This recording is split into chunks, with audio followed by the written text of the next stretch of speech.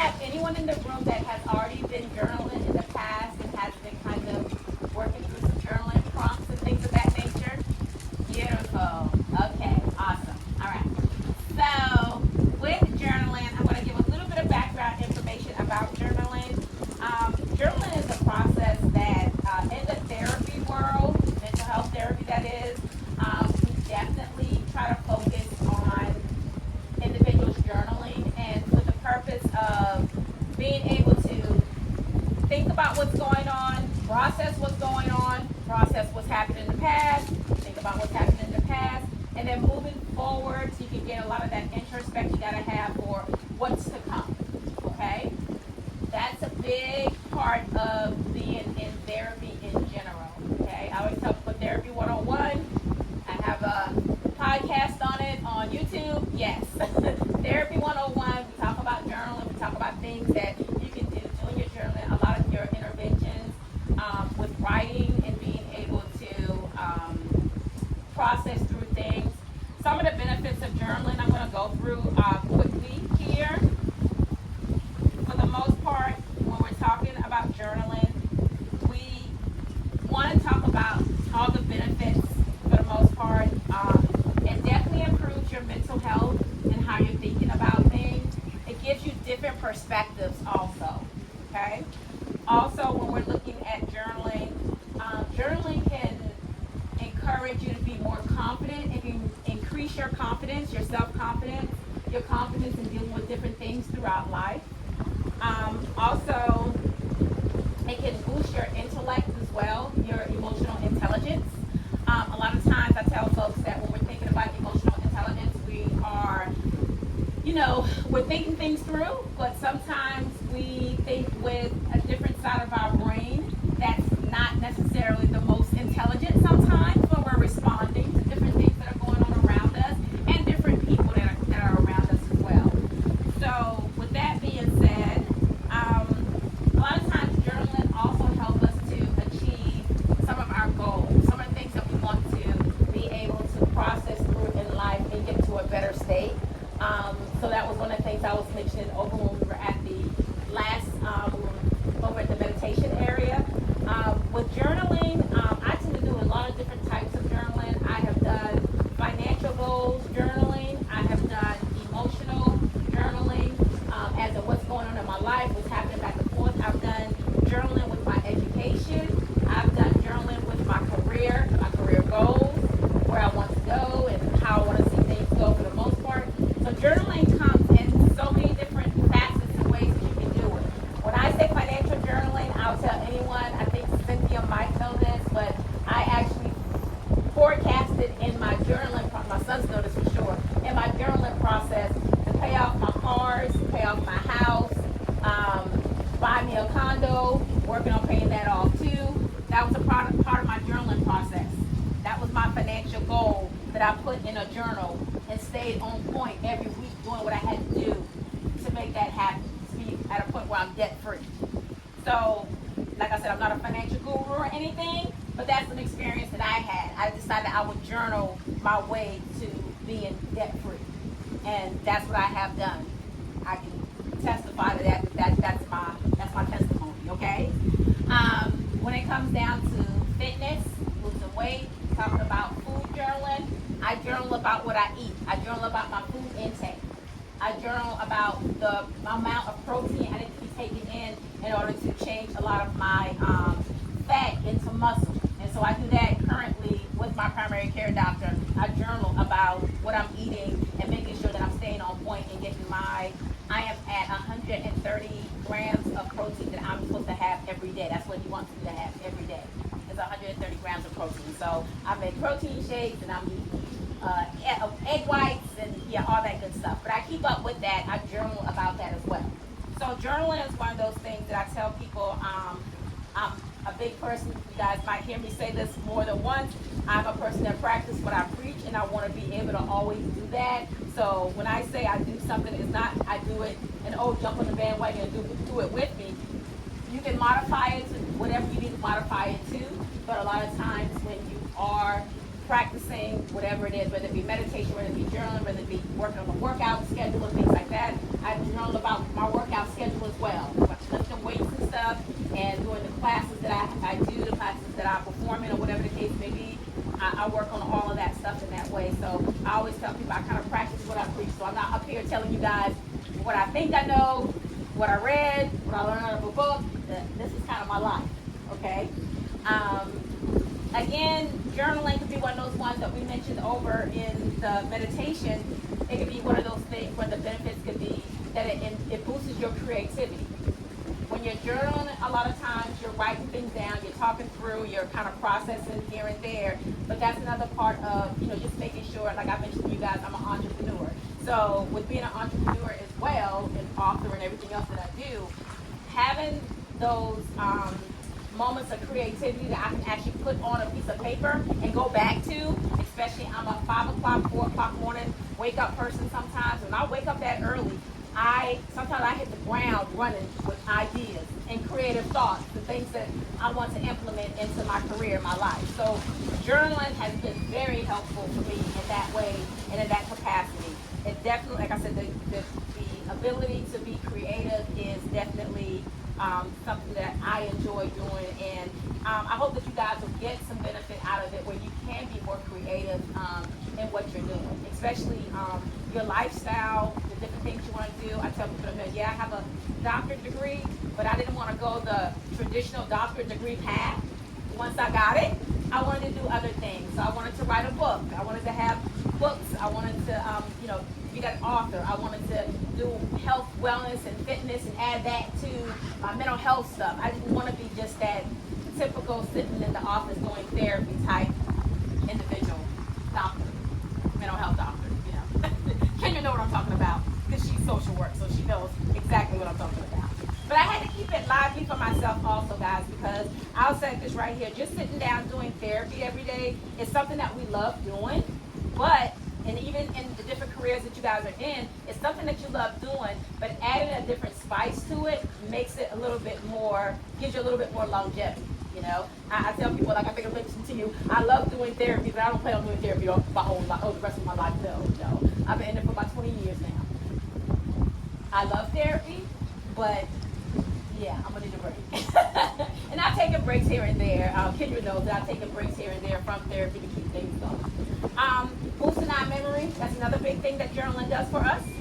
We do get to the point where we can remember things and write things down, keeping a documentation of things.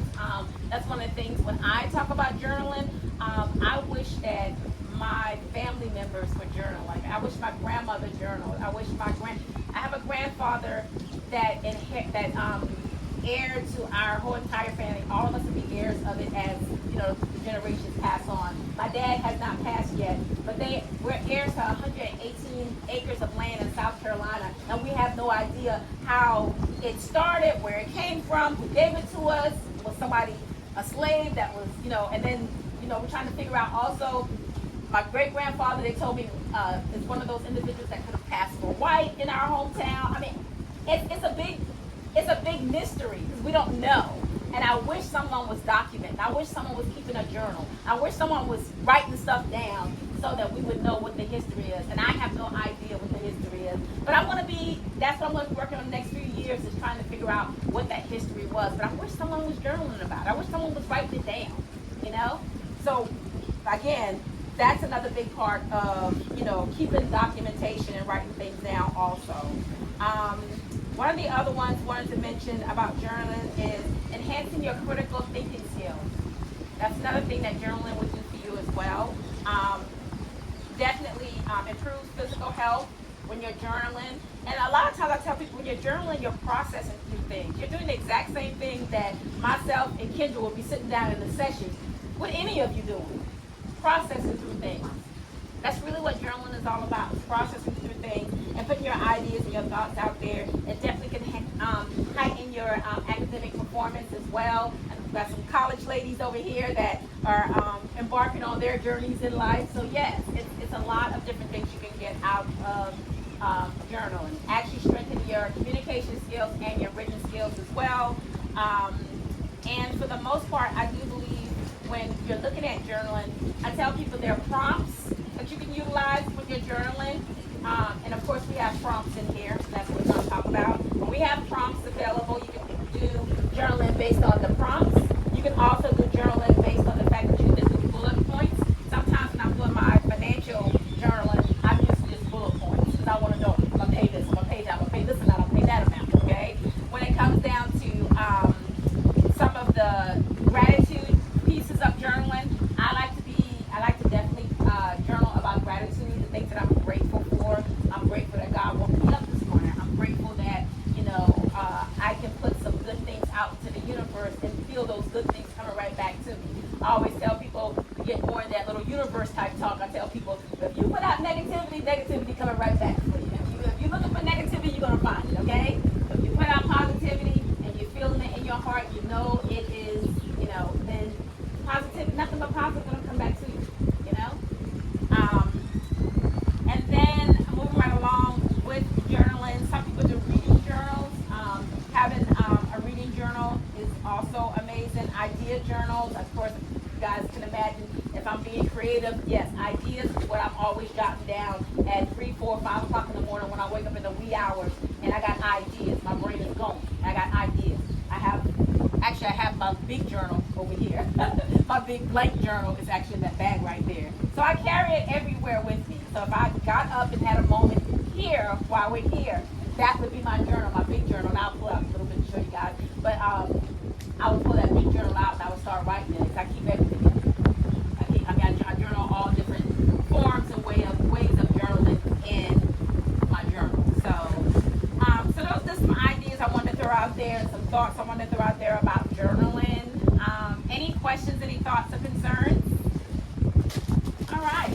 So I hope you guys enjoyed me giving that little spill. So now I'm going to pull my journal out. If you got this one, you want to tuck that away somewhere because it'll fly. It'll go for a swim. If you got your little bookmark, okay? All right. So yes, we have our Belize journal. Yay! Y'all know I'm full of enthusiasm. I'm just enthusiastic. So we got a little Belize journal. And in the front of our journal, you guys will see that you can put that your journal belongs to you. Isn't that amazing? Yay! And I'm going to share the creation of this journal with you guys because, of course, y'all know I'm Dr. Latasha McElwain. The young lady that designed it for me is Tasha M. Wilson. She is a young lady that went to high school with me. We knew each other in high school, but we didn't know each other in high school. But yeah, we knew of each other because I'm from a small town. But she is now in Michigan, and she is a pastor's wife, and she has started her own business with creating journals. And when I started my journal process, she was the first person I called because she's doing journals. I saw she had some stuff on Facebook, and I said, well, let me reach out to her and see what's going on. Of course, she remembered who I am and everything, and we were friends on Facebook. And so she created this journal and a few other journals that I started with. And if you guys don't know, I now have a mental health journaling collection on Amazon as well. So I'll show you guys what they look like in a little bit. But yeah, we do have that also on Amazon. And that was a part of me wanting to, get some information out there, but not only information out there, again, practicing what I preach. And when I was going through some of my roughest stages from about 2005, probably to current day, journaling was very helpful to me. And I always said if I had a chance to, I would create these journals to help my clients and to help other people in life so that they can really realize the power of journaling. And like I said, I have kind of lived my life with journaling since about 2005, going through my first divorce, and just kind of thought how I want life to be, what I want it to look like, and just decided, you know what, I'm just going to live out this dream of what I want my life to be like from 2005 to current day. That was to get my master's degrees, I got 2 of them, to get my doctorate degrees, to raise these 2 young men you see over here, helping me and assisting me in my business, and also to create my businesses where it includes these 2 young men over here who are my sons. And some of you may know, some of you might not know, my sons do have their own special needs that you guys probably looking at me like, yeah, we see something, but it ain't like what we think of when we say special needs. But I have been been very instrumental in helping both of them through high school, some college for one. The other one now, he is a chef. He went to chef school, so he's a chef. My tallest one, which is my baby, and then my oldest boy, which is my shortest one, he's now doing all the producing, all the production for, of course, what we're doing today, and he's also doing all the production for our podcast as well. We got options with the Doctor and Son, so that's, of course, is on YouTube as well. So I have created all of this out of some ideas I had in 2005 when I was going through my divorce, and here we are, 19 years later, and here we are. Yes, so, but like I said, Tasha was the young lady that helped me create these journals, and as you guys can probably see, she did an amazing job with the journals and mailed them to me from Michigan.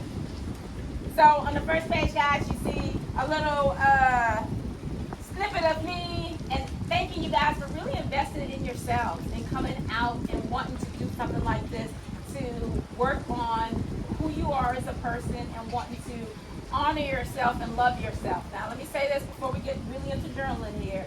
One of the things that I just had a session about this morning was feeling that honoring myself and taking care of myself and making sure I'm good is not the right thing to do. Because one of my clients really shared with me this morning that they thought that was being selfish. They thought they were raised that was being selfish. And I agree. And that client was even more, shared a little bit more that, you know, taking care of yourself is really something. Being in religion, some of us grew up in, you know, as Christians, some of us grew up in Catholic, whatever the case may be. A lot of times we're not really taught to take care of ourselves, but we're taught to be a good person and take care of all these other people around us, right? But the big thing I was trying to share with her this morning, I think I conveyed it very well, is that you can't take care of nobody else if you can't take care of yourself. It's just like what they say about love. If you don't love yourself, how you going to love somebody else? Where's that going to come from? You know? So, with that being said, I am happy that you guys did decide to come on this journey with us and really focus on taking care of yourself so that you can be good to take care of other people as we're going forward. And the next page you'll see beautiful Miss Cynthia on it, and she gives us a little welcome also and a thank you as well. All right. So with that, and I'm going to say for Miss Cynthia, thank you again, and y'all, I'm probably going to say this every time I have a class. Thank you again, Miss Cynthia, for making this dream a reality. And she brought the dream to me because I didn't know what I was going to do with the health and wellness piece. I know I wanted to add fitness into my mental health, and here she came along with the dream. And I was like, I think I can do that. I think I can get on with that. And here we are. You know, it's an honor just to be of service. It's an honor. Yeah, so thank you for it. It's an honor. Thank you. Yes, thank you. Thank you. All right, so day one, we had our arrival. We have a little itinerary, a little cute little itinerary in here that may be a little bit different from what you guys already have. It's a cute little itinerary in there talking about the day one arrival with our relaxation. Was everybody able to relax yesterday and kind of feel good about arriving and being on the scene? Yes, good deal, good deal. All right, and this is a beautiful property that we're on. The name of the property again? The Naya Resort. Naya Resort in Belize. Yes. Resort and Spa in Naya Resort and Spa in Belize. I want to say that so we can have that, put that out there, okay? But the grounds are beautiful. You guys were able to take a walk around the yard a little, the grounds a little bit. I was going to say the yard.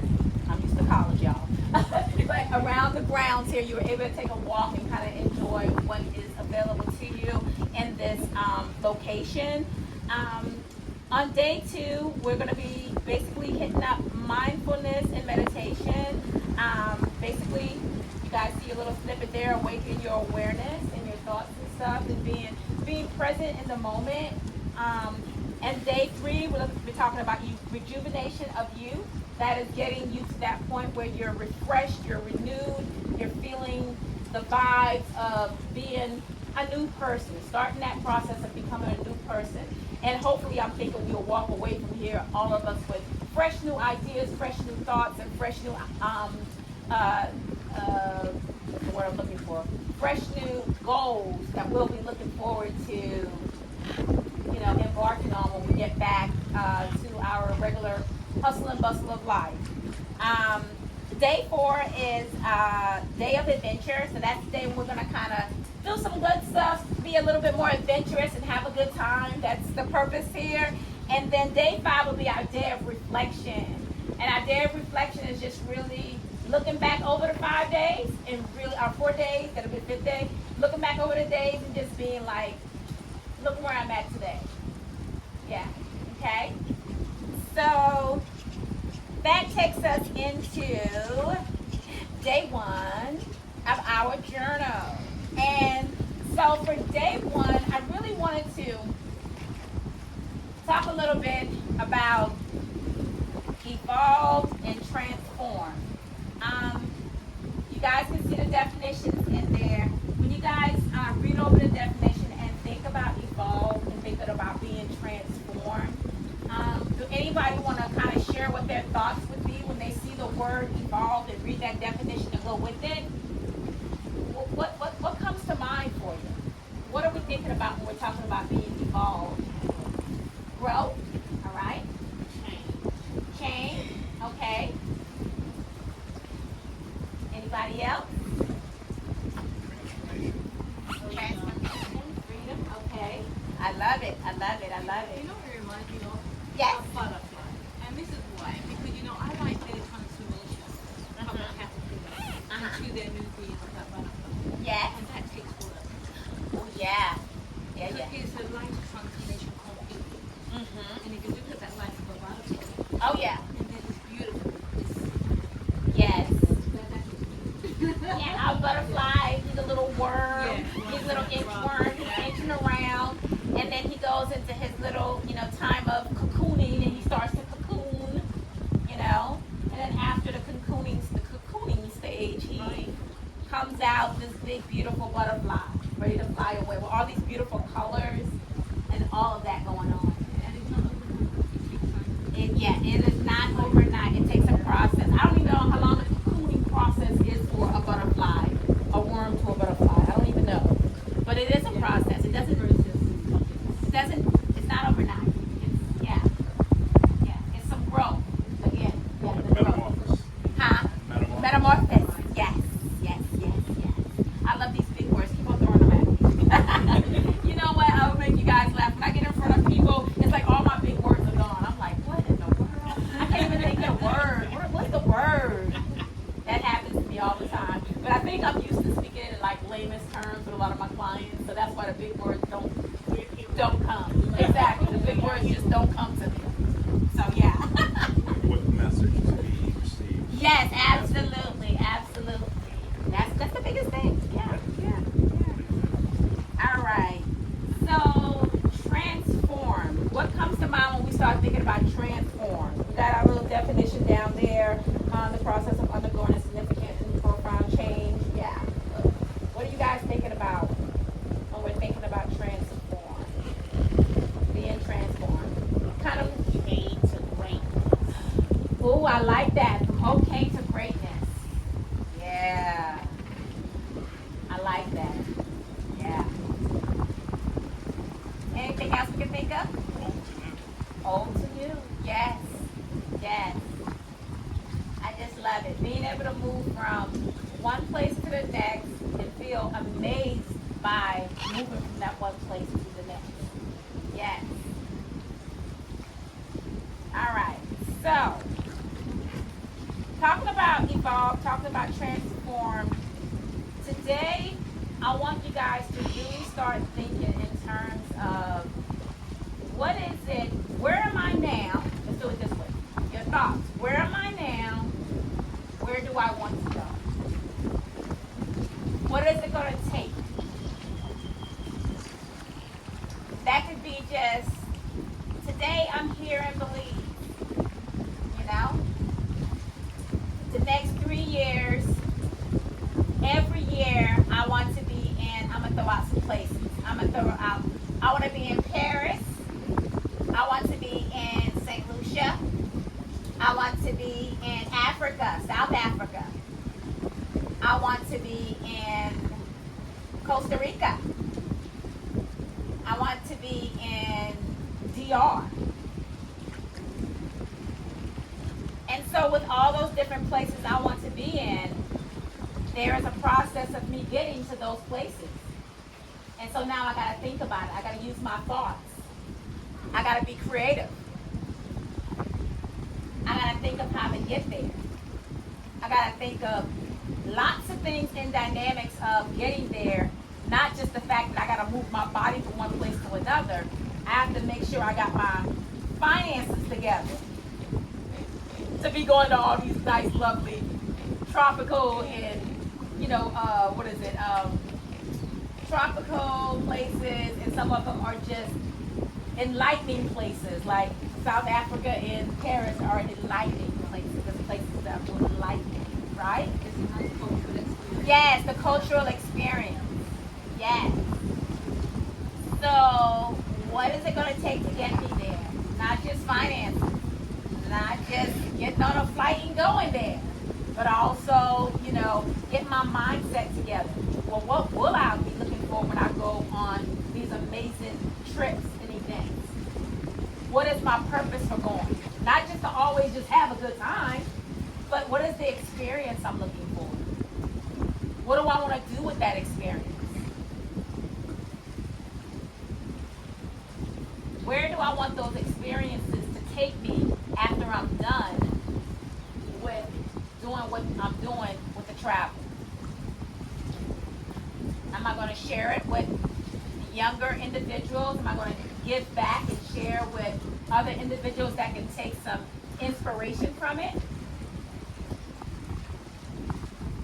Am I going to, even when I go on these trips, is there any possible way I can do something while I'm there? Like maybe go to a school and talk to some kids, go to the elderly population on the islands and see how, I think it's Italy is where people live the longest. Is it Italy? Where people live for years and years and years. I think it's Italy. I think their lifestyle is so laid back. I think that's one of the places. Greece or Italy, one of them. Well, a lot of, there's some places in Europe because Yeah. they're very refined. Yeah. Cities. But you Yes. also get that a lot in some Asian countries. Yes. Just because they're refined and Yes. they live longer. Live longer, yes. That could be a possibility, So there are a lot of things to think of when we're thinking about journaling and having thoughts.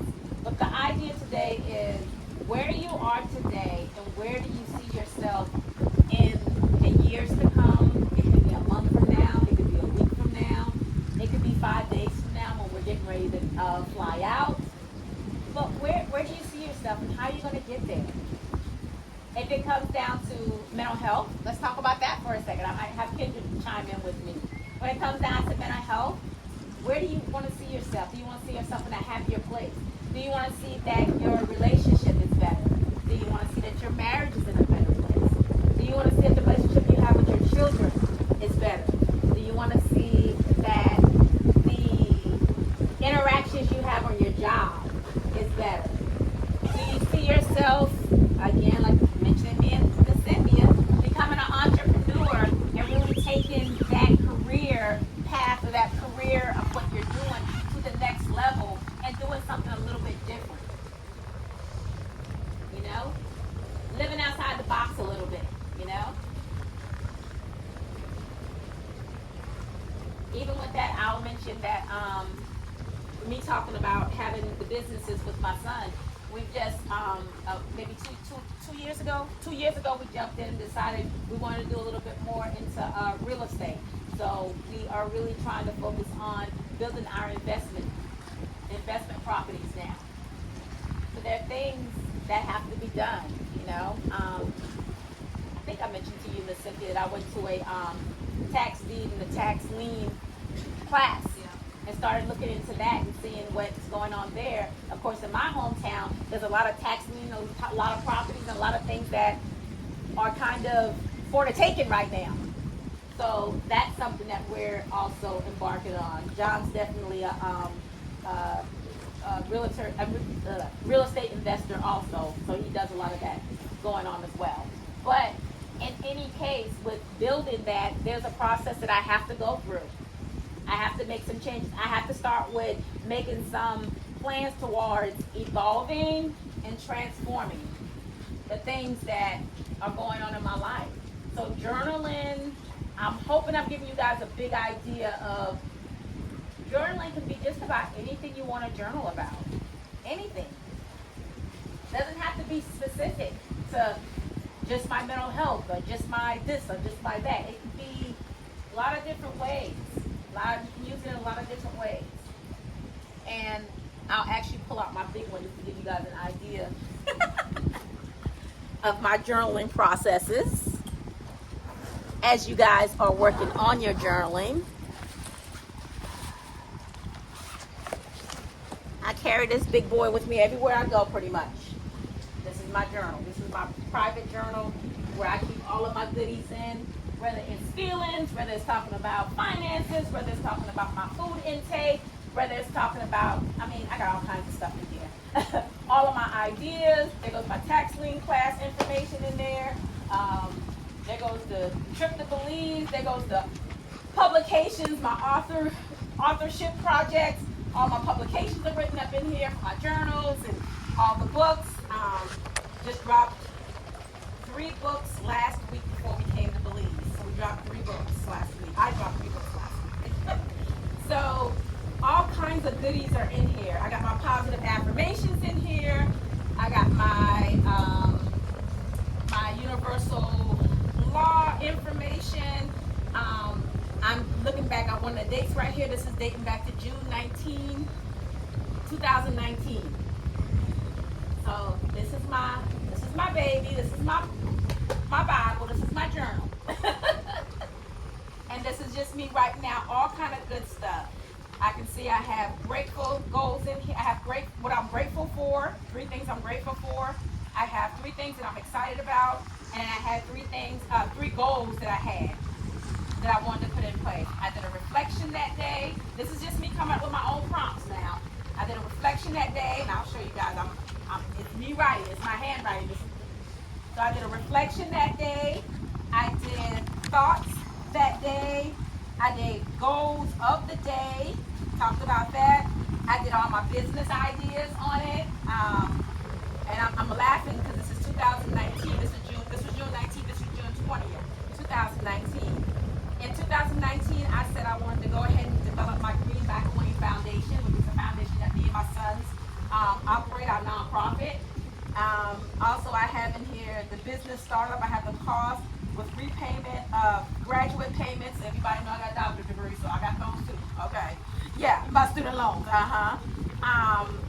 I put in here the collateral, the credit check. So if you guys don't know, I'll share this too. I'm a real personable person, guys. Okay, I don't sit here and, oh, that's my private business. I'm not that person. Okay, but some people are, and I get that, and I respect that. Okay. So when I talk with the credit checks and all that, collateral and credit checks and all that, that's kind of what I've built for the last few years. I started building my son's credits for them to help them build their credit up. I rode the oldest one on my credit for a little while to get him established. The youngest one, when he came along in the credit world, I didn't really have to ride him too much on my credit, but I did ride him a little bit on my credit. But both of them have credit scores higher than mine, because I'm the purchaser, of course. Y'all know I'm the purchaser. So yeah, but they have credit scores that are higher than mine, and that's what I do. I built my credit score. I built my ex-husband's credit score up before we separated. I built my credit score up, kept my credit score where I kept it, and then started building theirs. And that's one of the things also when I talk about credit checks. All of us are on the little .com that we can check our credit, and all of us have our separate and our family credit cards and things of that nature to keep us moving. That's a financial goal for me. I didn't grow up in a financially sound situation, so that was something I wanted to make sure I gave my son. Yes, ma'am. So, what would you do? I know you're not a group but You're fine. say if your adult child credit is sort of messed up and you want to help build their credit up. Repair. How would you do that other than adding them to your credit card?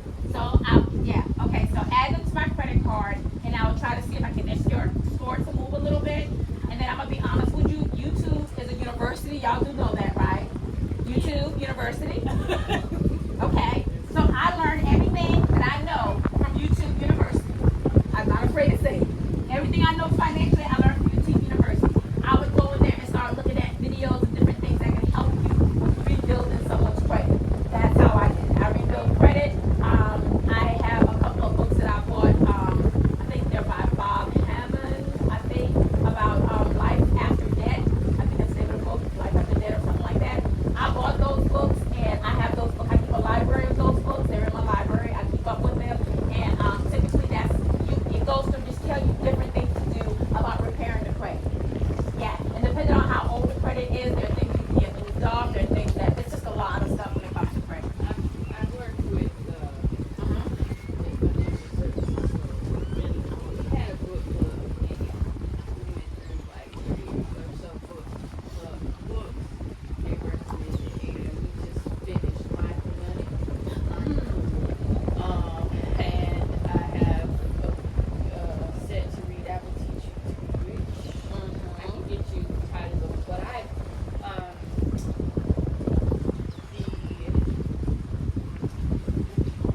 the best one I read is it's like developing a relationship with money. You have to understand your relationship with money because some people are triggered by it, and if you don't understand your emotional awareness with how you operate with money, you're never going to be able to figure out how to operate. And so, one of them is being able to understand where you're spending your money and where you want to pull it back to set these goals that you're trying to do.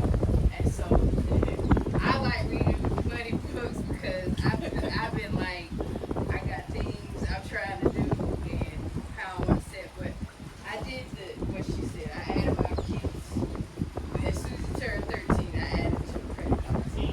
So that way when he's 18, mommy doesn't have to sign for a fee. Yeah, that's the goal. You can do it on your own. And if I have a little change in on the side, but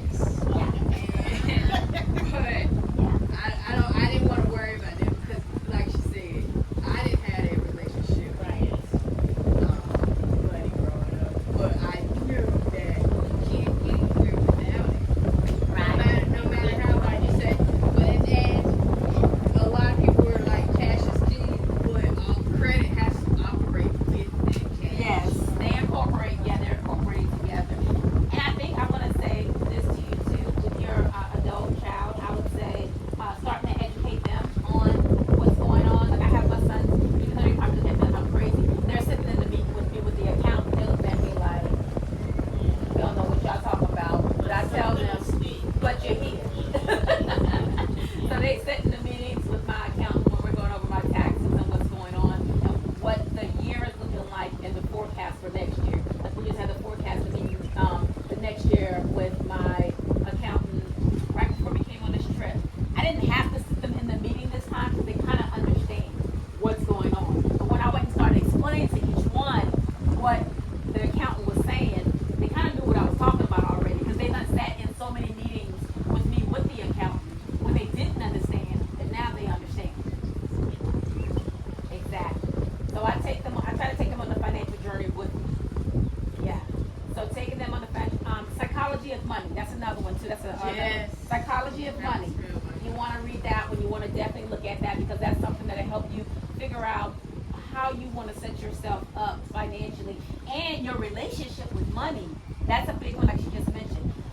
My parents' my parents didn't have a relationship with money. I put it like this. They didn't have a relationship with money. I'm not sure. I just don't know what they were doing, but I love them anyway. But it was definitely an experience, seeing that. And I tell people, I say, my dad, I love him to death, but my dad lives on his family's property. They're the richest poor people I ever met in my whole entire life. That's how I feel about my mom. 118 acres of land. But they're the richest poor people I ever met in my whole entire life. And they don't even understand the concept of 118 acres of land. Yeah. So the land, it can't be sold, the acres, y'all just pass it on. Yeah, it's heirs property. That's what it is, heirs property. Yeah, yeah. It's my family, that's my dad's side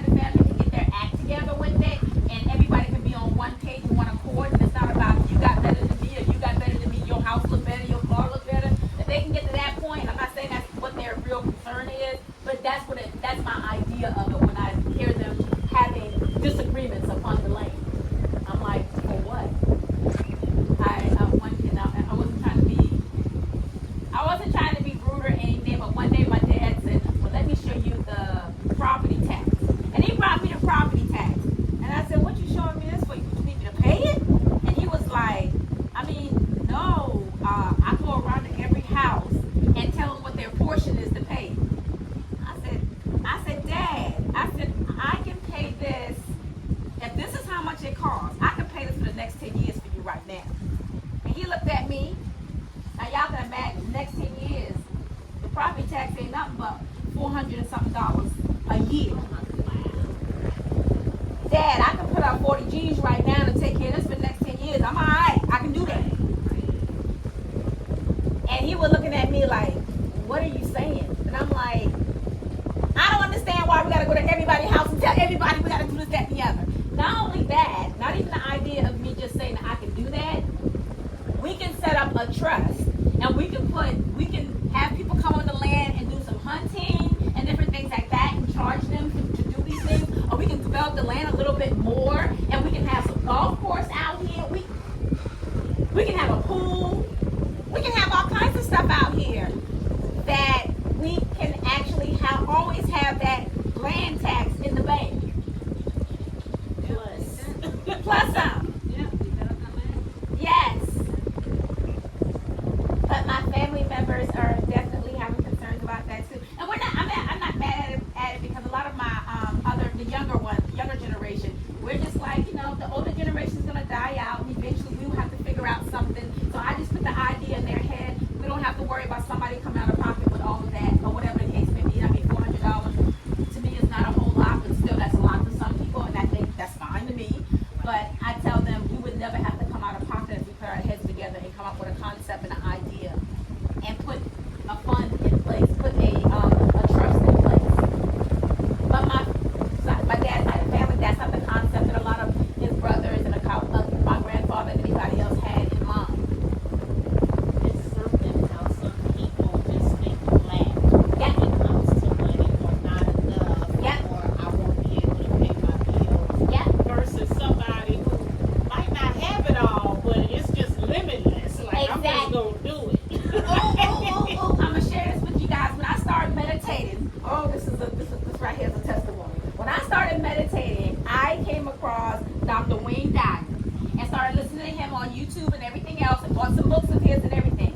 And he said, if you look at some people, and a lot of people is like this, I was like this too. We'll come out here to this great, beautiful Caribbean Sea and we'll take our little teaspoon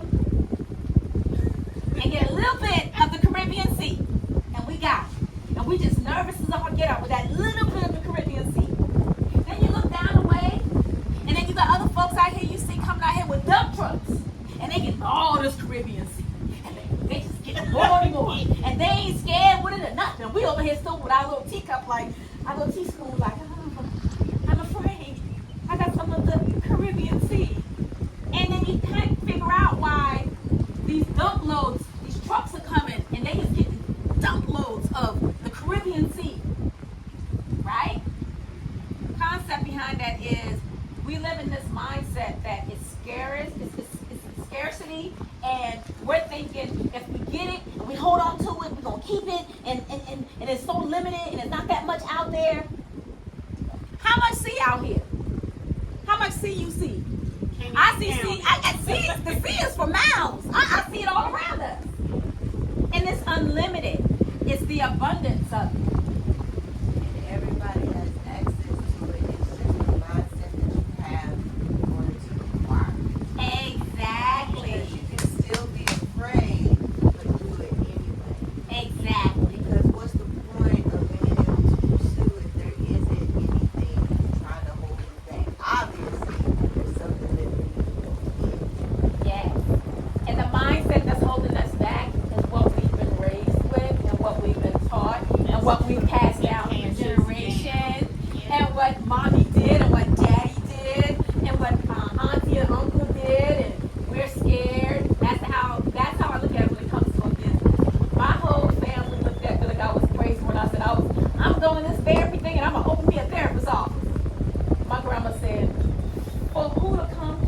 Because baby, you ain't gonna make no money. I am happy to say that when she passed away, I took care of her whole entire funeral. Her whole entire funeral. Yeah. Hands down. I did not care about the fact that one person said he had it, somebody said it didn't have it. I was like, no, she had already told me what she wanted, and I'll take care of the whole thing.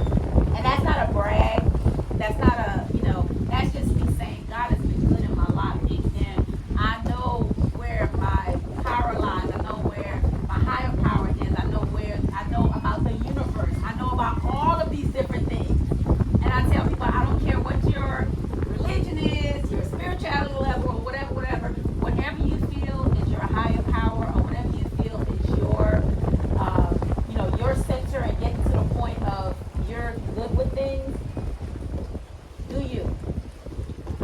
That's one of the greatest gifts my mom gave to me was it's no lack, it's no limit.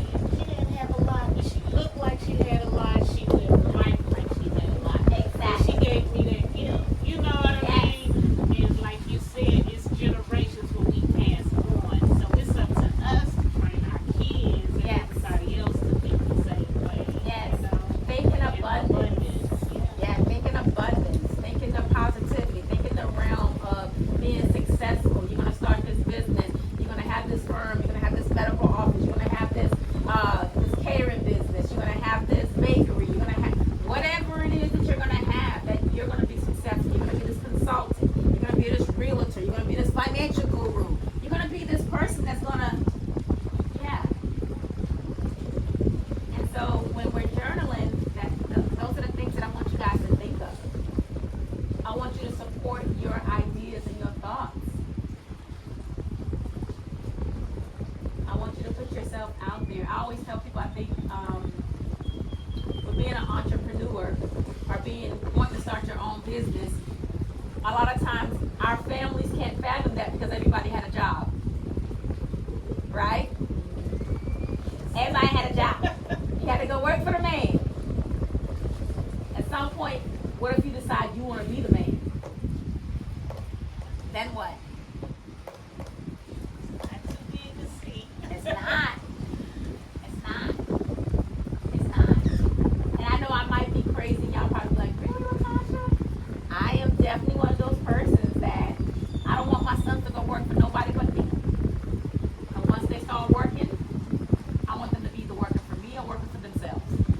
I don't want them to have nobody's job. Period. Like you said, it comes with a plan too. You gotta have a plan. Like I said, I just read from you June 20th, 2019. That was my conversation I was having with myself, my reflection, my everything. June 16th, June 8th, yep. I was just reflecting and writing things. After I did my business ideas, I rolled into my positive affirmations that day. And so again, YouTube University, I was listening to my YouTube videos and I was writing my notes in here. I think I was listening to Abraham Hicks, and I was listening to one of the books was The Universal Laws, and yeah, so then The best book I read is called Your Money or Your Life.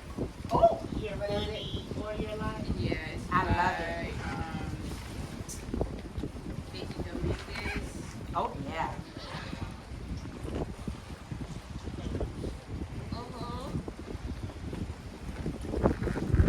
Yeah, Vicky Dominguez and Joe Moore. It's like step by step. It talks about how you deal with it. Yeah.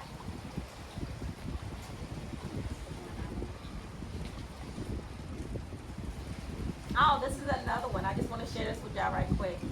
June 30th, 2019, I put in here that I wanted to create a counseling leadership conference. Hence yesterday, and then I said, oh, I want to do National Counseling Leadership Foundation or some sort. I think I was just toying with the idea. But just yesterday, I think I showed you my International Leadership and Business Summit that I created. Yeah. And I that we want to also give back to counseling and business professionals. That's the biggest part of our foundation is giving back. So that was June 30th, 2019. It's 2024, and here I am with a lot of this stuff coming to fruition for me. Isn't it amazing how you can look back and see the growth and see what you have accomplished, things that you wanted and you wrote down and you're like, oh my God, I finally did it. You know, Yes. like, that's a blessing. It Yes. is. It is. You know the funny thing is, I don't journal. Yes. It's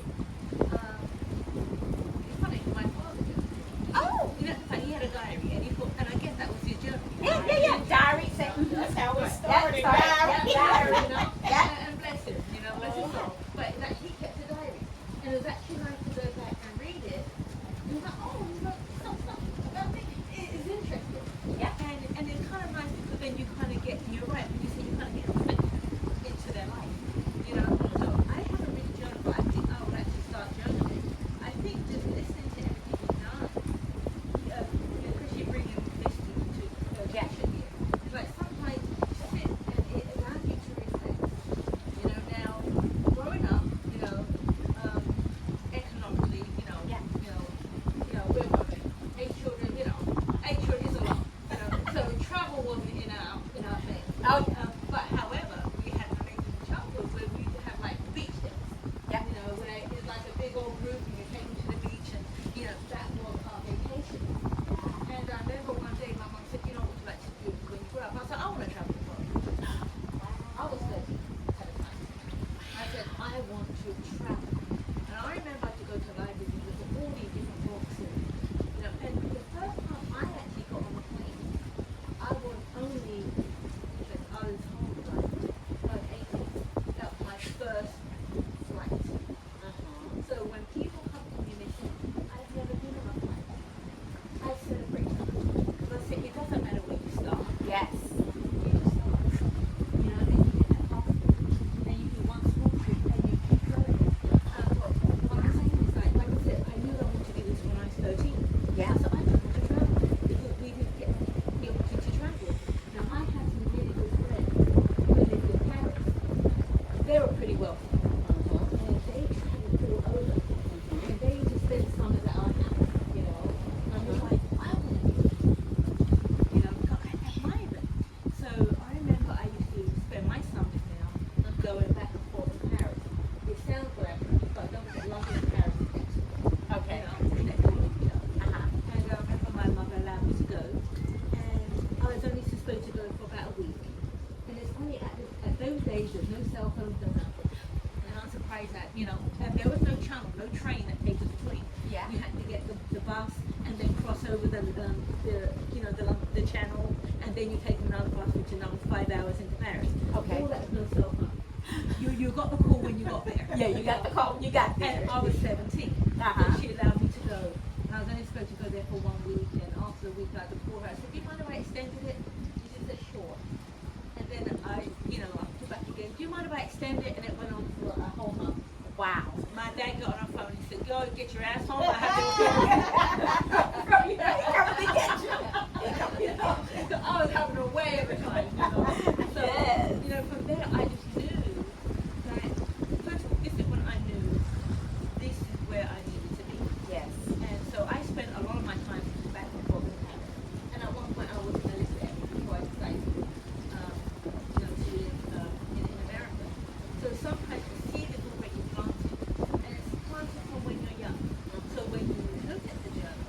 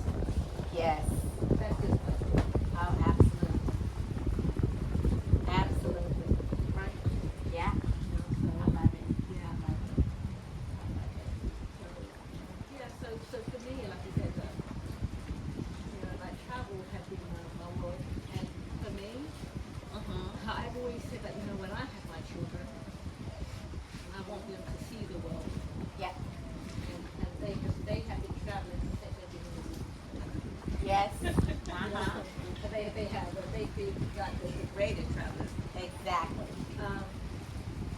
and that's what I've always wished for. But most important for me, I've always wished for people who have not had the opportunity to travel, no matter how small or far. If I could play just a small part of that journey and allow them to experience something through their eyes, then I feel like I've accomplished something. Yeah. Because then it's a journey that they will now continue. Even if it's just to play just a small part. Absolutely. Yeah. So they'll share with their children. Right. And that's what's going on. And keep going. Uh-huh. And that's why I said, I always say people don't be stagnant. Get up and move. Do something. Just do something.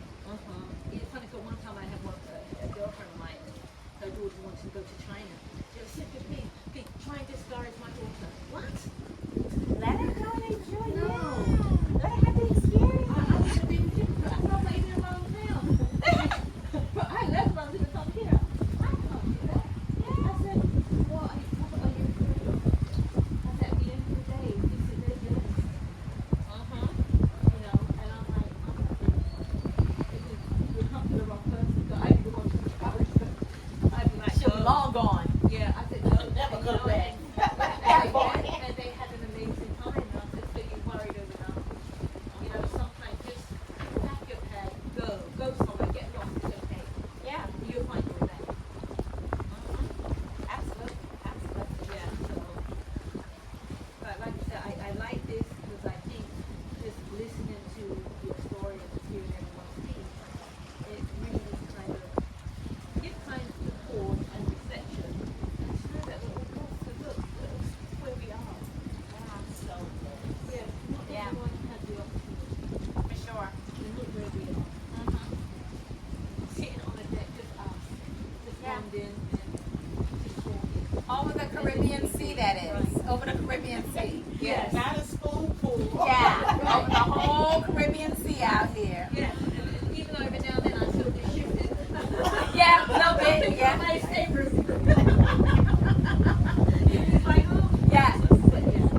But that's just my story. Oh, yeah. But thank you. You're welcome. You're welcome. Yeah.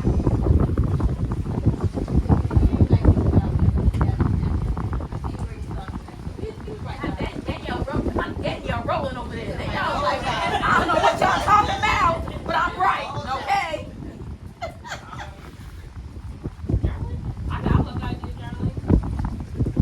I'm just very forgetful. So I always strive, like it's always coming, I always have issues kind of coming back to everything, kind of interested in my life. Because I enjoy it. I always enjoy writing as it was. So it's like putting my thoughts to paper also helps a lot. Especially when I have to think through things. Or even speaking out loud. I speak to my mirror a lot. Like sometimes, when I speak things out, and it's like keeping them about my head, it kind of definitely makes it feel different. But I feel like journaling is definitely, at least it's like now it's tracked. Versus Yeah. me saying out loud, it's now in a book where I can always come back to it. Exactly. So, definitely. And you might want, there's a journal called the 5-minute journal. It's like an intermediate journal. Like, so it's like it's intermediate, but it's also a gratitude journal as well. So like, you get up in the morning, you like, what you're grateful for the day. You spend just, and it's guided too. So, you know, what you're grateful for today, what do you hope will happen today. You still like 5 minutes on it. And then you do it again before you go to bed at night. So, because journaling can be very time consuming, right? Yeah. But if you like this 5-minute one, that's what I started with until I got in the habit of just writing on what I wanted to write. It's called the 5-minute journal. I got it up. Also, I do encourage my clients sometimes to take a recording of themselves on their cell phone, and sometimes not writing it, but you have time to actually speak it or to speak those thoughts out, and recording it, playing it back later, especially. And I do that with ideas, because ideas come to me out of the blue.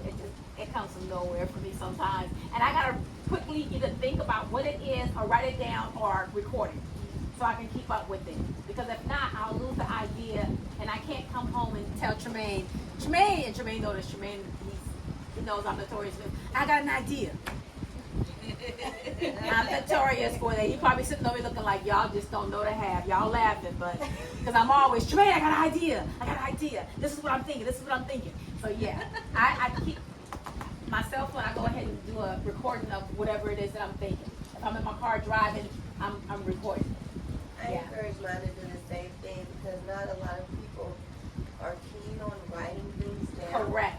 So you got your little Record- you got a recorder on Android here. or iPhone, you have a note section. Yep. You can go in there, you can do a little note, or you can do a voice memo. Yep. And you could just, because it's easier for some people to just talk Yep. to themselves, like you said, and talking Yeah. into the mirror.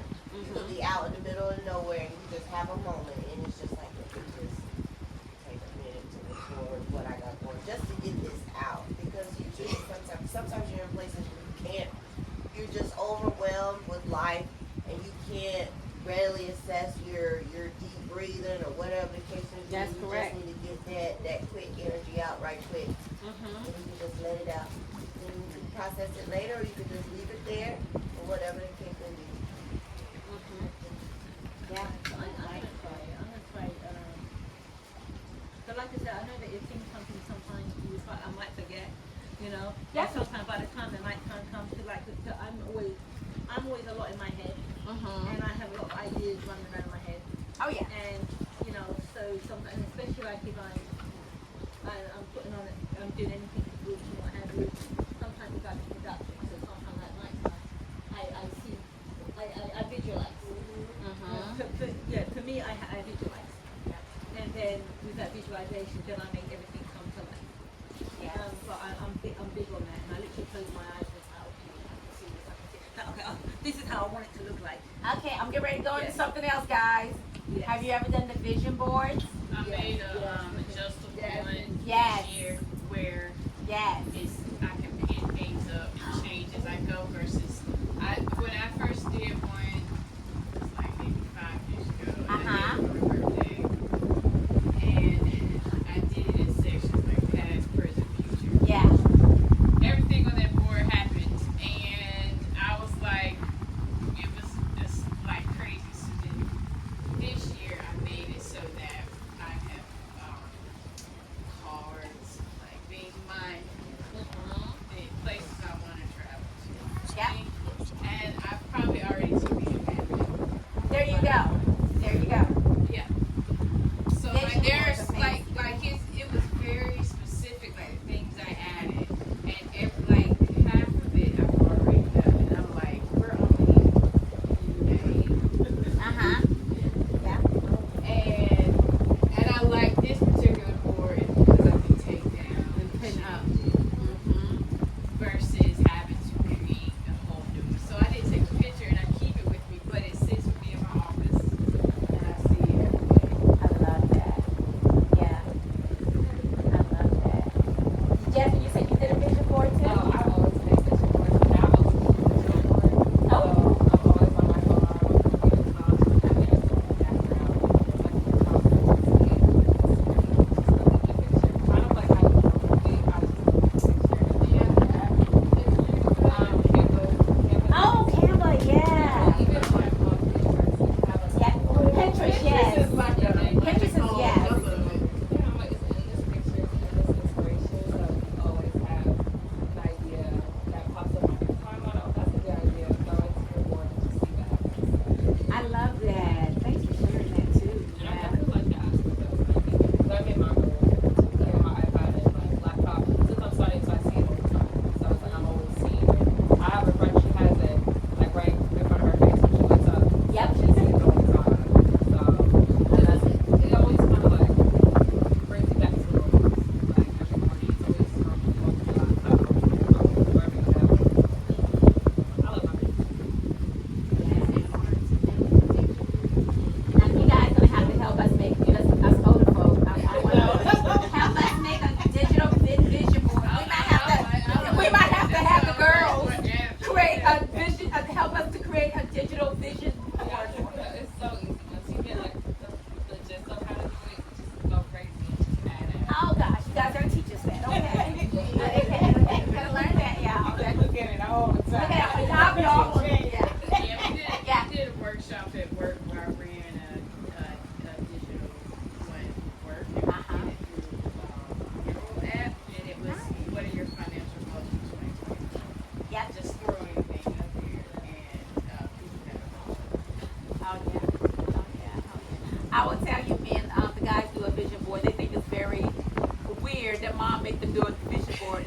do it every new year now. We get in the living room and we do a vision board. Everybody got to write on their vision board what they want to do for the year, how they want to get things set up, and blah, blah, blah, blah, blah. So that's what we do as a family. That's one of our family activities. Yeah. Granted, I have a lot of family activities, y'all. My family wasn't interactive growing up. It was a whole bunch of kids and it was a whole bunch of us, but nobody was really interactive. Everybody was doing their own thing, and you got in when you fit in. So I like the idea of being real interactive with my sons, and thank God they're adults and they want to be with me. Yeah, for real. I'm just gonna smile on that one. Yeah, thank God they're adults. They want to hang out with me and want to be with me, and think I'm a cool mom. Yeah. Or at least I tried to be. And I'm gonna say this too because, like I said, I'm pretty transparent. Some of you were able to. I may have came across the fact that I have a book, that I wrote a book, and it's kind of my life story and how I became a therapist and everything else. And if you don't know, so I was 14, and like I told Cynthia, I wasn't eating watermelon anymore because I was eating watermelon one summer, and it made me so sick, and I didn't know why I was throwing up for almost a week or two, maybe longer than that. I don't know. I was just so sick. Well, in actuality, I was pregnant with Tremaine, and so I had him at 15, and to be where I'm at today. Sometimes I want to cry, but I don't cry about it no more. I'm just happy and just thankful. Okay to cry. Yeah. That's a long way. Yeah. And to be here today just makes me like, wow. Remarkable story. Huh? It's a remarkable story. Yeah. Thank you so much. But it's just one of those things that I put out there, and I tell people, it doesn't matter what's going on in your life. If you got an idea and you want to get there, then it is what it is. You're going to get there. Yeah. Speak. And everyone has, Yeah. where everyone has a copy of the book. Yeah. Yes. It's amazing read. And I Oh, thank you. for everyone. So I'm going to show you guys one more thing before we kind of wrap it up here. I did bring a copy of my the journals that I've created, just so everyone can get an idea and see what they are about, because I am so proud of myself. If John was here, he would be like, oh God, here she go, talking about herself again. That's what John says. Yeah, you're all about yourself. But you know what? Self-love. I do. Self-love. I do. Good enough. And you know what? Let me say this. When you guys read my book, you're going to be like, good grief, she didn't even love herself for a long time. Because I didn't. For a very long time, I didn't love myself. I didn't know what that was. Like I said this morning with my client that was on the phone. They taught me if I loved myself, I would be wrong. I'm supposed to love everybody else. But no one says I'm supposed to love myself. I'm supposed to be like God. I'm supposed to be like Jesus. I'm supposed to love and do all this for other people. But I'm not supposed to do anything for myself. That's what I was taught. Yeah. It's funny, right? So what is interesting, that sometimes you meet people, and I always say, right, behind every smile is a story. Oh yeah. And and I've noticed that a lot of people have those direct support. Wow. And that's why I think And that's why I'm just so happy where you are today, and you have a story to tell. And you're of service. I always say that, when you see people walking and smiling, sometimes they're not smiling because they're happy, they're happy. And you don't know until sometimes you're at a concert or you read about it, but everyone has something. Absolutely. Yeah. So it's, thank you. Really appreciate it. You're going to help a lot of people. I'm praying to. So I did create a journal for emotional self-care for Black women. I created this journal. This journal came about because I just felt like no one's teaching us as Black women to take care of ourselves. No one's teaching us. Everyone's telling us to be these strong Black women, and we're supposed to be these strong Black women. We don't know how we got that iconic phrase that we're the strong Black women. Some of us don't even know where it came from, but we're supposed to be able to take care of ourselves and do everything else. Not even take care of ourselves, but take care of everybody else. But we're not even thinking about the fact that we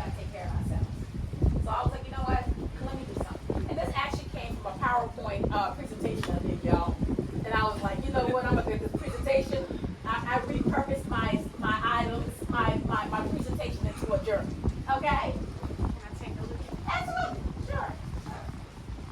I did the 31-day mental health wellness journal, and the 31-day mental health wellness journal is really some of the things that I went through in 2005, going through my divorce and everything, 2004 and 5, and it was some things that I actually kind of just put into place just to make sure that I was taking care of myself, mentally, physically, emotionally, just making sure I was checking with myself, and I thought that this one would be a good point of clients using it, but also for, of course, Kendra knows, but you guys, Disclaimer, yes. I've been with her for the past 8 years. I came to her, she was just starting her doctoral program the first time. Yes. So to be a part of her journey, for her to see me through my journey and my growth, I connect with her in so many deeper ways. Like being a part of this with her and being with her to see this intuition is so meaningful, just from a personal and professional perspective. So she's legit. She's legit. I've seen people come in her life. I've seen people go. It is such a beautiful thing to be able to be a witness to it and to know what she's saying is true and that she lives it. Because she was 14. I had my daughter not even a month after I turned 18. And everybody told me that I wasn't going to be able to do any of the things that I've accomplished and surpassed everybody in my family. And so to be here and to be a part of what she has going on, it means so much to me. And I'm so appreciative in just being able to soak all this in and to just listen. Because I know what she's saying to be true because I've watched her do it. I've watched her say it. I just wanted to share that because I was in that thought while we were sitting here. But I just wanted to. I'm sorry. That's okay, no. But as Kendra knows, we're using this right here as a part of our program for our interns to pick up the book to be able to help manage their sessions when they're working with clients, when they're coming to our agency, to my agency of Cycle Options as a intern counseling therapist that are in school. So we decided we could use this book right here. This is our 31-day mental health book. I'll pass this around. You guys can pass it on. The other one we have is the 8-week healthy boundaries journal. This one came out of realizing that sometimes we ain't got no healthy boundaries, y'all. Come on now. I know I get an amen over here. I'll start preaching in a minute, okay? But sometimes our boundaries are not healthy. And some of us don't even have boundaries. Let's just say that. Sometimes we don't even have boundaries. And so I was like, coming up with an 8-week healthy boundary activity is something great. I think I'm gonna make it into a journal though, because if you think about it, we gotta figure out what's going on in our life. We gotta figure out that some of the stuff it makes sense to have some boundaries in place for what we're doing. So that's one of the reasons why I came up with this 8-week healthy boundaries journal. And then this was my baby, coping and combating depression and depression journal and activity. This is my baby. This is how I made it through 2000, the worst case of depression, anxiety. Well, the anxiety didn't come until later, but the worst part of my depression, coping and combating depression. When I was going through my divorce, this is one of the worst things that I've ever dealt with. I've dealt with depression before, but it hit different when I was an adult and had 2 kids. And trying to figure out, Tremaine was already diagnosed, but trying to figure out what was going on with Michael because he was showing some behaviors that I wasn't sure what was going on. And my ex-husband was out the door. And a baby was on the way. Okay. So with that being said, this was kind of what I utilized for myself and went back and created a journal based on the fact that, listen, life ain't always what it's cracked up to be, but you know what? We figure out what's going on and we do what we do. Okay? But it was very helpful for me to start journaling about about ways to combat that depression, because that's when I went into a worst case of depression where I needed therapy. I also share with you guys. I was on a medication cocktail. And I don't really care about medications anymore, but I was on a medication cocktail that my doctor said would help me. I also had a suicide attempt. Okay, so it was rough. I wasn't addressing my own needs, and I'll be honest with you, I was in my first semester of my master's degree in counseling, and I had a suicide attempt. So a lot starts to come to, as I tell my clients all the time, start hitting that brick wall at a certain age. Start hitting that brick wall. And when you're hitting that brick wall, you think you're still young enough to keep on hitting it, but once you get to a certain age, that brick wall ain't gonna feel good no more. Not that it ever really felt good, but you're gonna start getting more bloodier, more injuries, more, you start to injure people around you. Trauma, you're bringing that trauma in. That's the issue. Those are the concerns. Then anxiety. Well, anxiety is my new little friend. She popped up a couple of years ago in my life when the businesses were getting good, the money was getting good, and everything else. That's when anxiety started saying, "Hey, girl, you forgot about me, didn't you? You thought depression was your best friend, but I'm your best friend." And anxiety came along, and so I came up with the anxiety journal because, of course, I'm the first person in my family that's dealing with this type of lifestyle, this type of income, this type of one year we're doing real good, we ain't paying no taxes. 1 year we got an overflow of taxes, the tax people paying me money. Nobody in my family deal with stuff like that. Nobody in my family, even if they got an overflow of tax money that year, nobody has that overflow of tax money to take a nice trip like this right here. You know what I'm saying? They just run through, and it's gone. Okay? So I had to figure out a lot of things in my life that all these stuff played into. And I know people say, "Oh, she talk about finances a lot." I talk about finances a lot because, to be honest with you, growing up in poverty and then realizing I don't want that for my kids and trying to figure out, just like what Cynthia was saying, moving to something else, that's a fear factor in your life, because when you're dealing with it, you're the first person that's dealing with it. You're the first person that's doing that. There's no blueprint. Not only there's no blueprint, sometimes our family members looking at us like we're crazy. So anxiety, she became a part of what was going on with me too. All right, and then I looked at, this was one of my latest ones, the 8-week self-love journal. So when you go on your self-love journey, journaling about it makes sense to start figuring out what you want to do with your life and how you want to transform and go forward, and make sure that there's different things that you want to be able to focus on. And self-love is so major. You guys probably realized that from how we did our meditation this morning.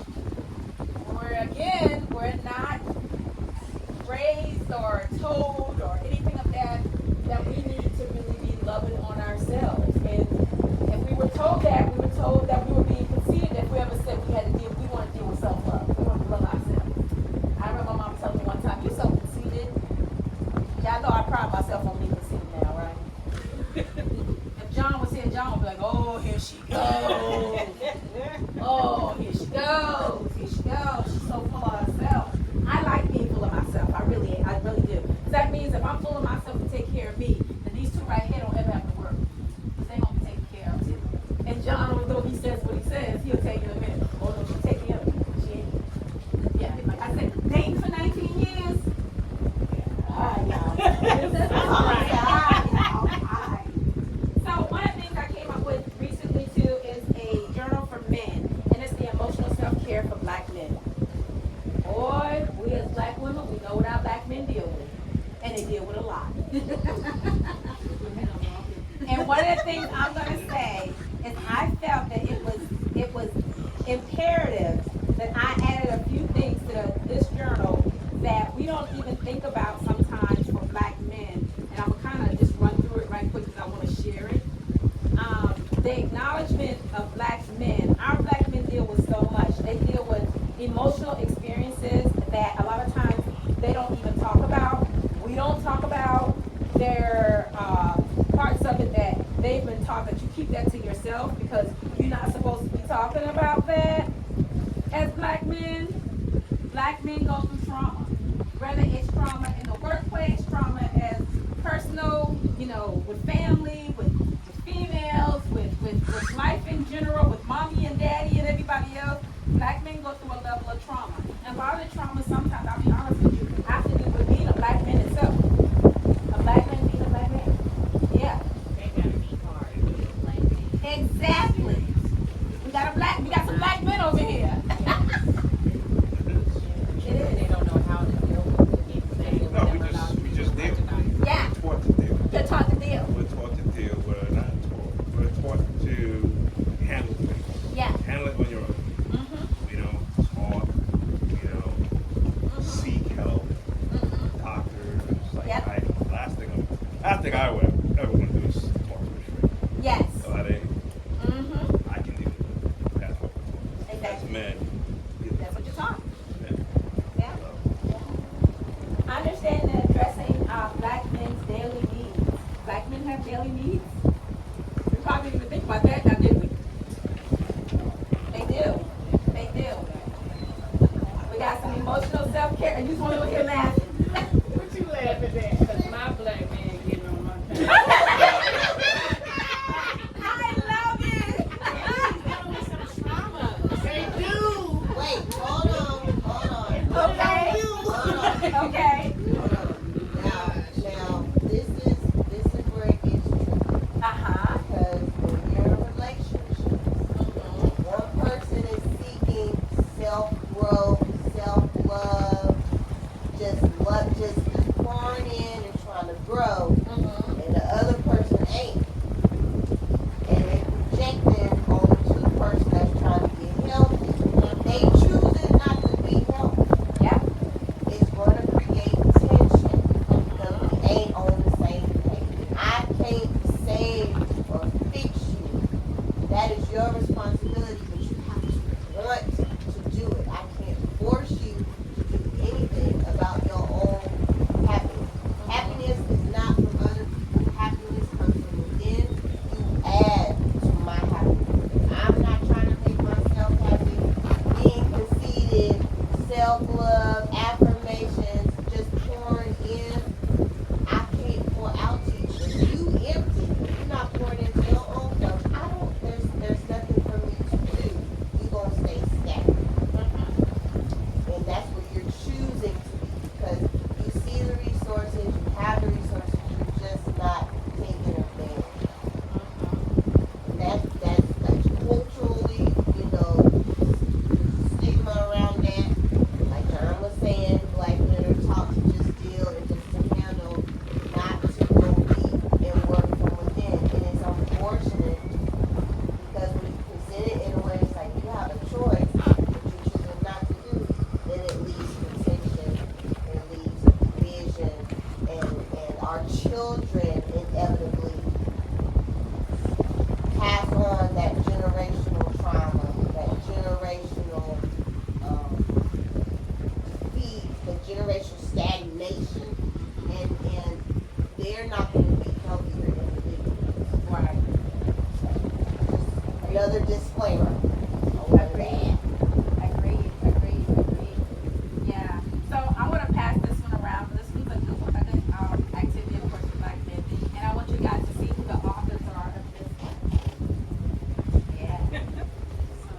Yeah, my sons are authors on this one with me. Our names are on the back of it. Yeah. Which segues us into the blank journals that I have created. So y'all know I'm online trying to create this whole thing, this entrepreneurship. I'm trying to do all what I'm doing, right? So I'm online trying to figure stuff out. And YouTube University taught me how to make blank journals. Me and my sons are the authors. So I'm going to pass those around too. So if you got a book and you just want to read and you just want to have something, take some blank notes, I got that too. I know y'all laughing at me like, listen to Natasha. So we have blank journals with just, they're just blank, they're just our information on it. And one of the things we are doing with those blank journals is as people buy those journals from me, I am putting them aside because a lot of people are saying we're buying them. But didn't you say you're using those for your journaling workshops with your nonprofit for kids that are coming in and learning how to journal or doing their writing experience, their creative writing and things like that? Yes. That's one of the reasons why we created blank journals too. Is because we do have a class where we actually have children, just come in and they're doing learning how to journal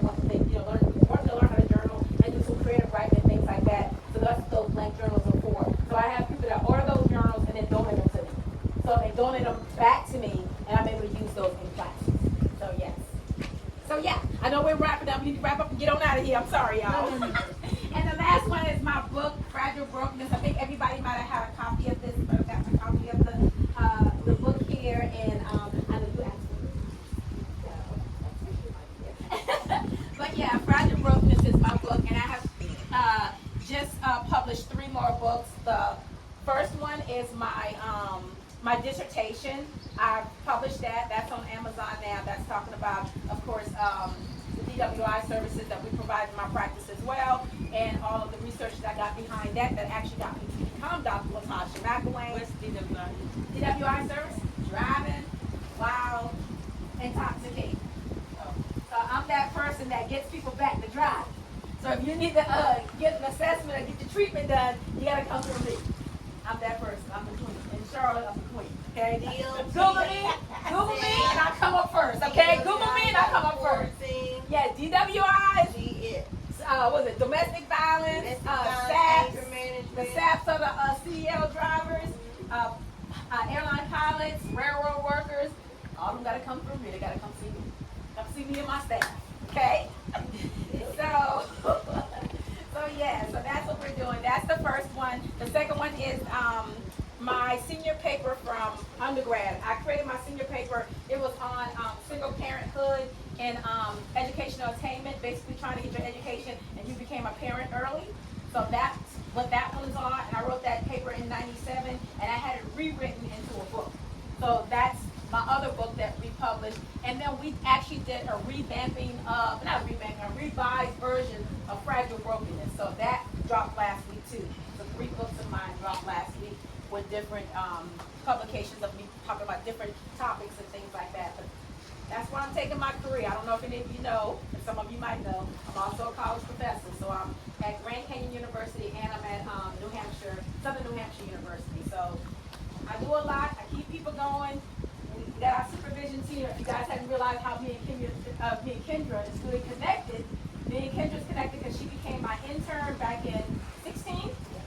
She became my intern in my practice back in 2016. And then she stayed with me into her supervisory state. So I'm her state supervisor also for her, not social work, but her substance abuse license, her LCAS, and then we have actually developed that program now where Kendra sits on as one of my intern assistants to help bring in individuals from their their graduate program into our internship program.